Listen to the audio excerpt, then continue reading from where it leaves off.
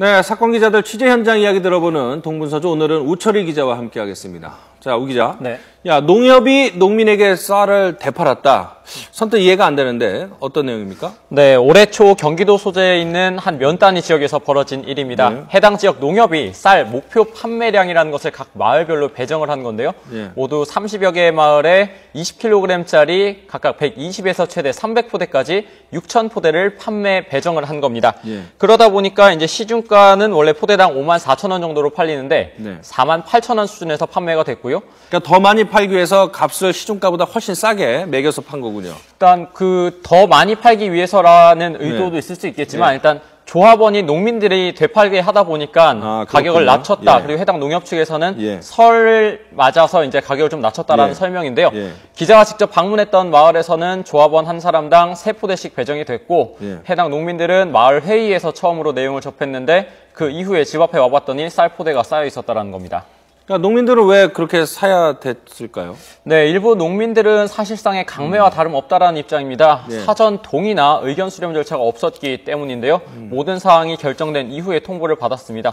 무엇보다 강매라고 이야기를 하고 있는 것을 살펴보기 위해서는 농협과 농민의 관계를 살펴봐야 되는데요. 그렇죠, 농협은 농민이 주인이긴 하지만 실제로 농민들은 농협에서 영농 자금들을 대출을 받아야 됩니다. 한마디로 찍힐 경우에는 대출 등에 있어서 불이익이 우려되고 또 이번 판매 배정 같은 경우에는 1등과 2등, 3등 마을에는 포상금까지 걸려있다 보니까 각 마을에서도 서로 경쟁이 붙지 않겠습니까? 그러다 보니까 안 사면 소위 눈치가 보여서 이건 사실상의 강매지 뭐냐라는 입장입니다. 자, 농협 왜 그랬는지 설명을 어떻게 하고 있죠? 네, 일단 전혀 강매할 의도는 없었다라는 입장인데요. 한마디로 올 가을에 수매를 원활하게 하기 위한 의도였다라는 겁니다.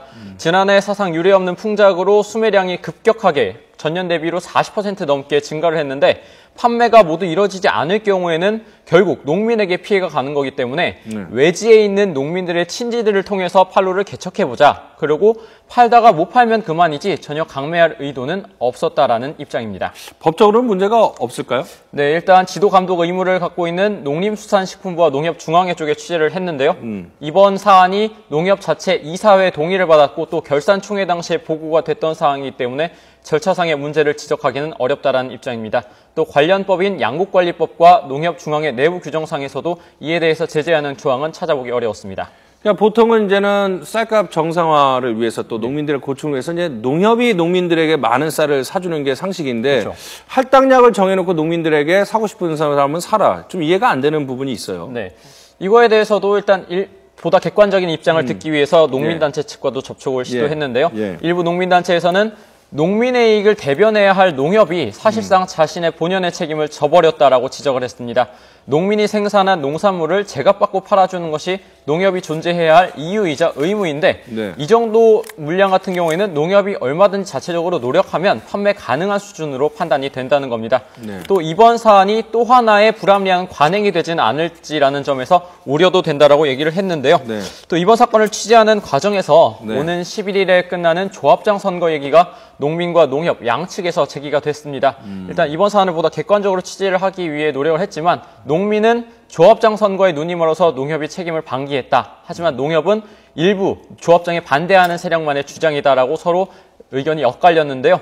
사실상 어딜 가나 불거진 이 선거 얘기에 씁쓸했습니다. 잘 됐습니다. 지금까지 사회부 우철희 기자와 함께했습니다. 고맙습니다.